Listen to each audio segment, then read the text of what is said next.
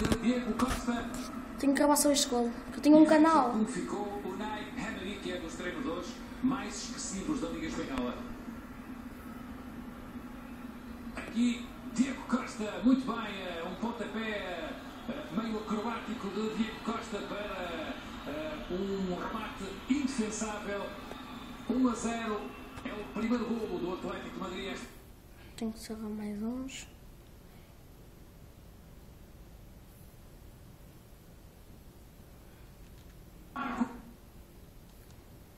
Que agora recuperamos o passe de Marco Marín e é um golo de facto espantoso do médio ofensivo argentino.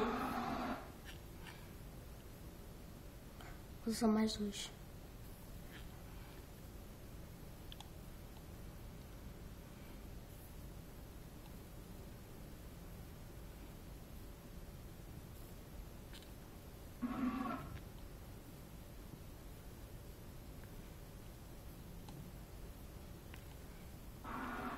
Na primeira vamos. 2-1, vantagem do Atlético Madrid. Podem assegurar esta vitória do Atlético de Madrid na jornada de abertura da Liga Espanhola, num campo difícil e frente a um adversário valoroso como é o Sevilha. Diego Costa marca de novo, é o segundo golo do avançado brasileiro, avançado que o Atlético de Madrid recusou transferir para o Liverpool por 25 milhões de euros. E agora percebe-se melhor, percebe-se melhor a decisão da direção do Atlético de Madrid.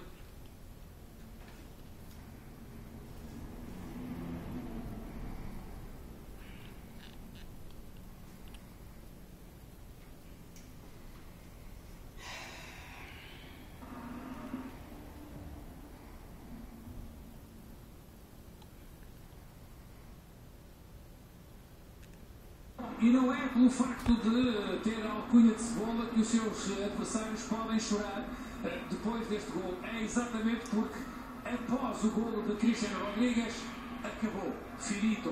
O jogo está ganho. O Atlético de Madrid, grande vitória, alcança uma grande vitória em Sevilha, frente à equipa local. 3-1, grande golo de Cristiano Rodrigues.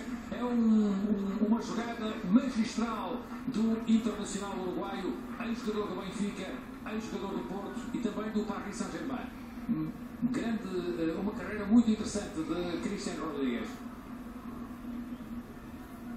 Aqui está Cristiano Rodrigues, mais uma vez a jogada que de facto termina com o terceiro golo da equipa do Atlético de Madrid.